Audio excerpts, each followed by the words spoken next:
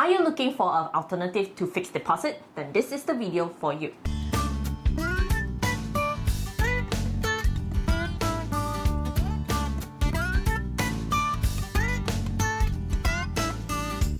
Hi everyone, welcome back to the Financial Fitness channel. Our channel is all about money and self-development tips.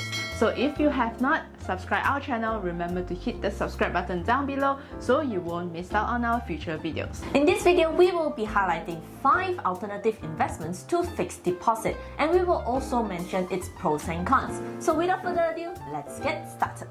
Our fixed deposit rates has been cut again. Currently, our fixed deposit rates are around 1 to 2% only. And if you haven't been investing in fixed deposit previously, the return given 2 years back was actually 3 to 4% or sometimes even higher. However, this is actually not surprising. In fact, our fixed deposit rates has been decreasing since 1997 from about 10% to the current 1 to 2%. So what should we do with our money that's in fixed deposits?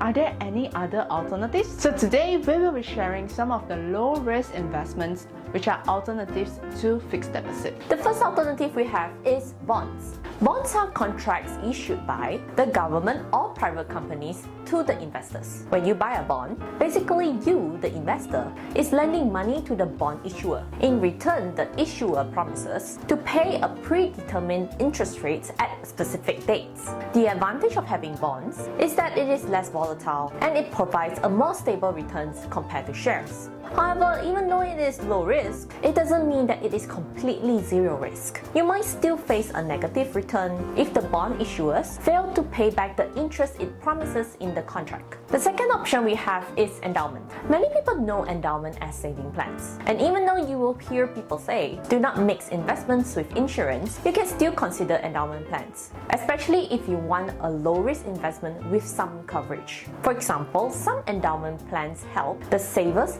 save their monthly savings when they face a critical illness or total permanent disability. The downside of endowment plans is most of the time is because of its long period. Because most endowment plans out there requires a 15-year term before you can collect your savings and the interest return. The third option is EPF.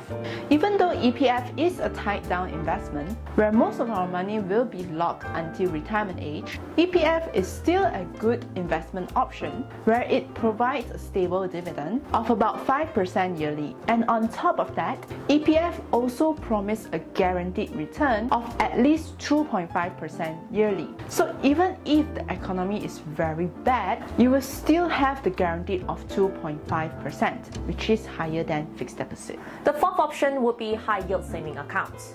A high-yield saving account is an account that generally provides a higher interest compared to a normal saving account. And unlike endowment plans, you can withdraw your money anytime, especially when you need it for emergencies. However, the banks will most of the time set terms and conditions for you to fulfill to qualify for the high interest. Some of the conditions may be like, you may need to spend some money with their credit card or deposit a minimum amount of funds into their account. The last option would be fixed income fund.